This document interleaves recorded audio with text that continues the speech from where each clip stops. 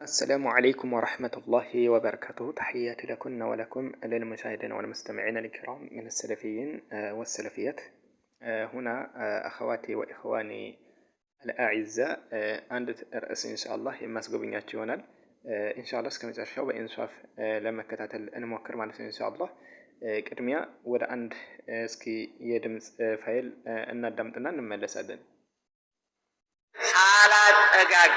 ሳታጠጋጋ ነው ያለሽ። ሳታጠጋጋ በፕላስተር ሳላሲስ የምነግርሽ መንሃጁ ካልተመለሰ ውልቅ በይ። ተውበት ካላደረገ የሀጁሪ መንጋ ከሆነ አታግቢ። ጀሚዕይና ሀጁሪ አታግቢ፣ አይቻልም፣ አይፈቀድም። አዲር ማግባት በኩፍር ላይ ነው ያሉት። ይኸው ነጩ ይሄ ነጩ ፍንትው ያለው ሰማይ ከላይ ነው መሬት ከታች። መርሐበን ሙስጠፋ ሀዳሁላህ ከእህቶች በስተኩል የመጣለትን ጥያቄ ከመለሱ መካከል አንዱ ነው።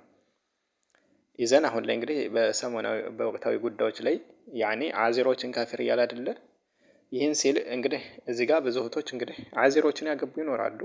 አዚሮች ማለት እዚህ ጋር በጥቅል አዚሮች ብሏል። አዚር ማለት ያኔ አንድ አካል ለምሳሌ ባለማወቅ የሆነ ሽርክ ላይ ቢወድቅ እሱን ማለት ነው ሁክም ከመስጠት በስተፊት በያን ሁጃ እናቆማል። ከዛም ቢካለ ነው ሙሽሪክ የምንለው የሚሉትን ነው አዚር የሚለው። እነዚህ ሰዎች ካፊር ናቸው እያለ ነው።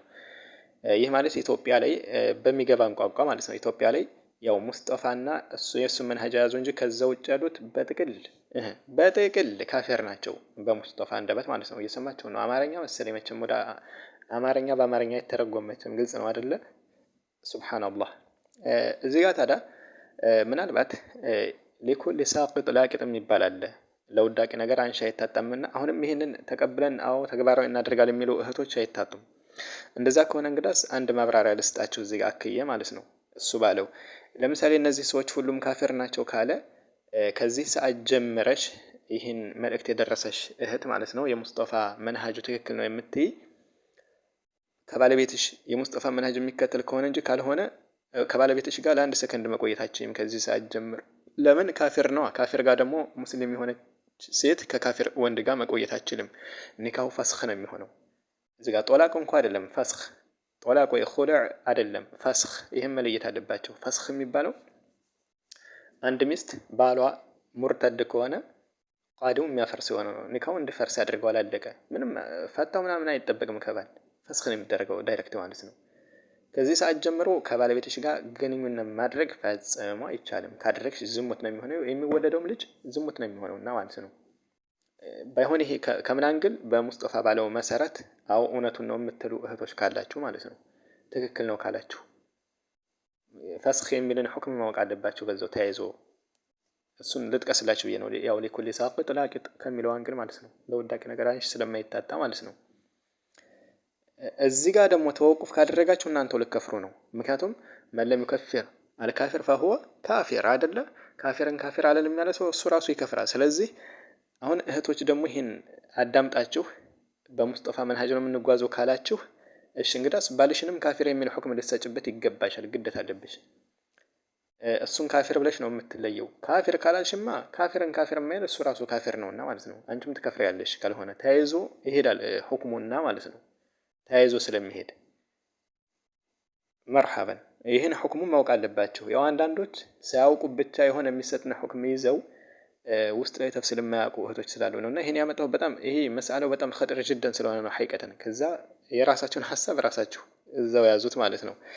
መርሐበን ላኪን እዚህ ጋር አሁን ሙስጠፋ አቡ ኒብራስ ሀዳሁላህ እኛ እንደ ሙስሊም ያው ወንድም እንስራራዋል መቼም አይደለ ድንበር ቢያልፍብንም መርሐባና እዚህ ጋር አሁን እሱ ከተናገረው ንግግር በእህቶች ጉዳይ ላስየማ የተናገረው ንግግር እንዳታገቡ እነዚህን ሲል እንደው ከማን ያعرፉ جميعا እንደማሁን ላይ አብዛኞቻችን እንደምናውቀው አልአخوات اذا كبرنا في السن تصبح فرصة الزواج والانجاب صعبة عليهن። ይሄ እንደው በይበልጥ የሚታወቅ ነው። እህቶች ለምሳሌ እድሜያቸው እየገፋ በሄደ ቁጥር የማግባቱ ትዳር የመመስረቱ ጉዳይ እየቀነሰ ነው የሚመጣው ቻንሱ ማለት ነው።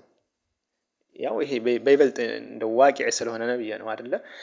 እንደው ከዛም አልፎ እሺ አንዳንድ እህቶች እንኳን አገባን እንኳን ቢሉ አንዳንድ ሱና ወንድሞች ጋር አገባን ቢሉ እንኳን ልጅ የመውለዳቸው ቻንስ አሁንም የቀነሰ ይሆናል። ለምን ሴት ልጅ እድሜዋ ከገፋ የመውለዷ ሁኔታ እያቆመ ይመጣልና ማለት ነው።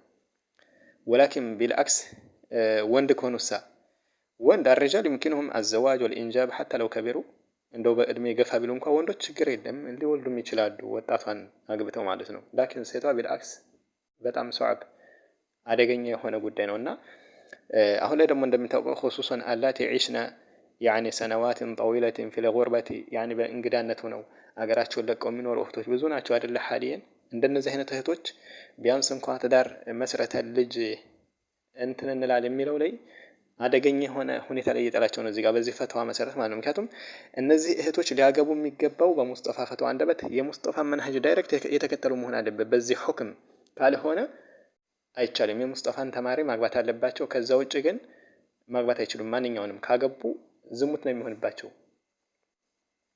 የሚሆንባቸው አይቻልም።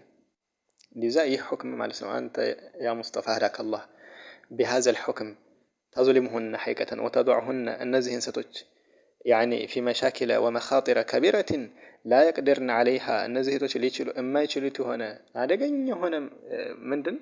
አደገኛ የሆነ መስአላ ላይ حقيقة እየጣልካቸው ነው ማለት ነው።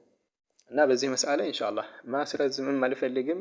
ሐሳቡን የራሳችሁ መስጠት ትችላላችሁ። አሰላሙ አለይኩም ወራህመቱላሂ ወበረካቱ።